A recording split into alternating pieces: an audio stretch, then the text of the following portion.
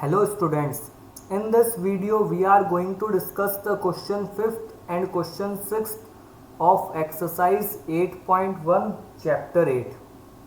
तो अगर आपने इस चैप्टर के प्रीवियस वीडियोस नहीं देखे तो उनको देख ले ताकि आपके बेसिक कॉन्सेप्ट्स क्लियर हो जाएं.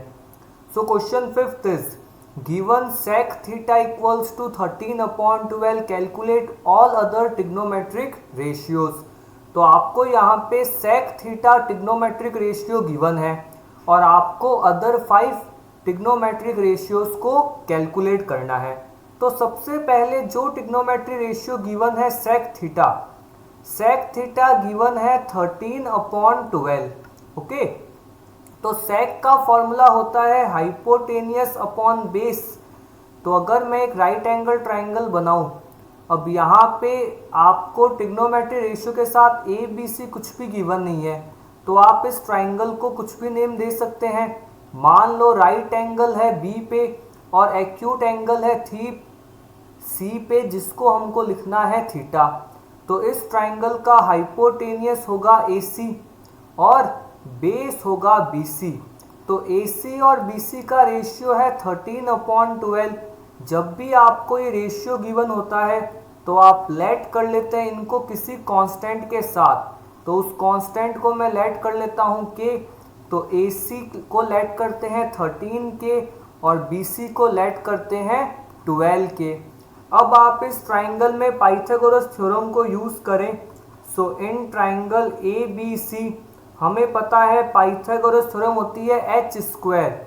यहाँ पे एच है a c square equals to perpendicular square जो है ए बी और बेस है बी सी. वैल्यूज पुट करते हैं. ए सी की वैल्यू है 13 के, बी सी की वैल्यू है 12 के, ए बी आपको कैलकुलेट करना है. तो मैं लिख सकता हूँ ए सी का स्क्वायर, उसकी प्लेस पे आ जाएगा 13 के का होल स्क्वायर. उसके बाद है ए बी स्क्वायर परपेंडिकुलर जो आपको कैलकुलेट करना है और बी सी था 12 के का होल स्क्वायर. 13 का स्क्वायर होगा 169 और के का स्क्वायर हो गया के स्क्वायर. ए बी हमें कैलकुलेट करना है और 12 का स्क्वायर आ जाएगा 144 के स्क्वायर. चाहो तो ब्रैकेट में लिख दो या फिर यहाँ पे ब्रैकेट आप रिमूव कर सकते हो. तो ये 169 के स्क्वायर है, 144 यहाँ पे जाके माइनस हो जाएगा. तो इक्वल में ये आ जाएगा ए बी का होल स्क्वायर. 169 माइनस 144 आ गया 25 के स्क्वायर. ये है ए बी का होल स्क्वायर. तो यहाँ से ए बी की वैल्यू आ गई आपके पास 5 के. तो आपने ट्राइंगल की तीनों साइड्स को कैलकुलेट कर लिया है. तो जो ट्राइंगल ए बी सी था उसको अगर अपन फिर से ड्रॉ करते हैं, तीनों साइड्स आपको पता है ये था ए, ये था बी और ये है सी. इधर मैंने ड्रॉ किया है थीटा. बी सी है आपके पास 12, बेस है आपके पास 12 के, ए बी है आपके पास 5 के और ए सी है आपके पास 13 के. अब सेक गिवन है, बाकी सभी ट्रिग्नोमेट्रिक रेशियो फाइंड करने हैं. तो सबसे पहले साइन का फॉर्मूला होता है परपेंडिकुलर अपॉन हाइपोटेनियस, मतलब side opposite to acute angle और हाइपोटेनियस. तो साइड अपोजिट है ए बी और हाइपोटेनियस है ए सी. तो साइन की वैल्यू आएगी हमारे पास 5 के अपॉन 13 के से के कैंसल. तो फाइनल आंसर आपके पास आ जाएगा 5/13. नेक्स्ट कॉस थीटा होता है base upon hypotenuse, b c upon a c. तो ये आ जाएगा 12 के अपॉन 13 के से के कैंसल. तो आंसर आ जाएगा 12/13. इसके बाद next tan theta perpendicular a b upon base b c. तो 10 की वैल्यू आ जाएगी 5 के अपॉन 12 के से के कैंसल. तो ये आ जाएगा 5/12.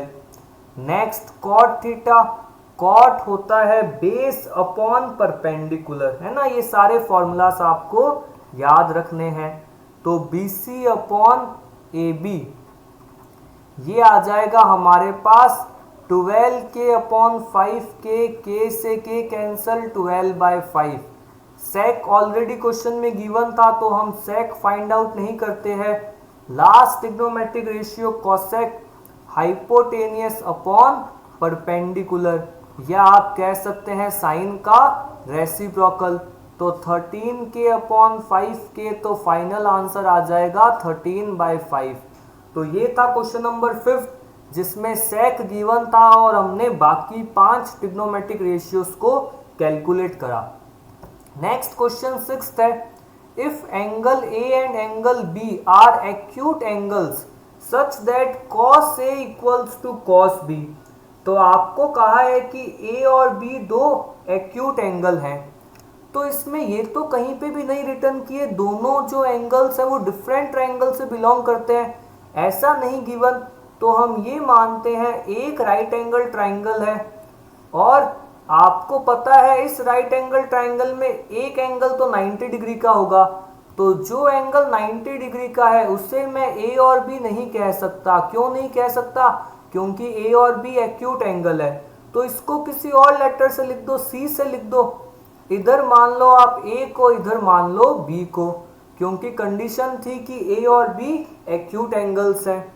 ओके, ये दोनों आपके एक्यूट हैं। अब जो क्वेश्चन में कंडीशन गिवन है, क्वेश्चन में हमें गिवन है कि cos A equal to cos B।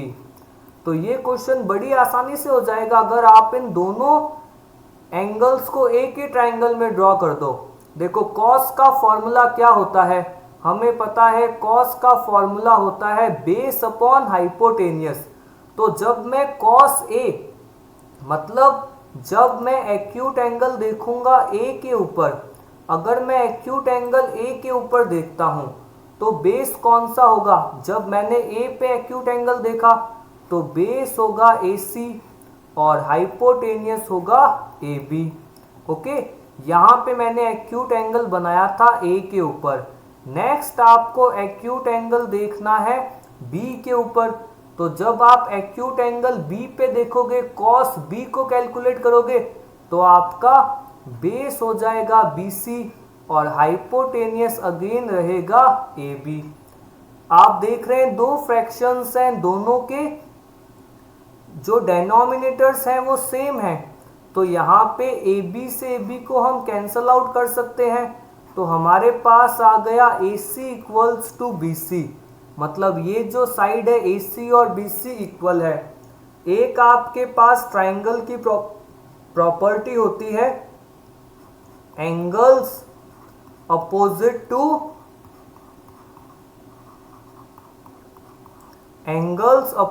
To equal sides are equal, ये आपकी आइसोसेलेस ट्रायंगल की प्रॉपर्टी थी। तो हम लिख सकते हैं angles opposite to equal sides are equal, इसका मतलब AC के अपोजिट है एंगल B और BC के अपोजिट है एंगल A। तो यही बात आपको प्रूफ करनी थी कि एंगल A और एंगल B इक्वल आ जाएं। सो क्वेश्चन 5th और 6th हमने इस वीडियो में सॉल्व करे। आने वाले वीडियोस में हम इस एक्सरसाइज के नेक्स्ट क्वेश्चंस को सॉल्व करेंगे। So thank you everyone.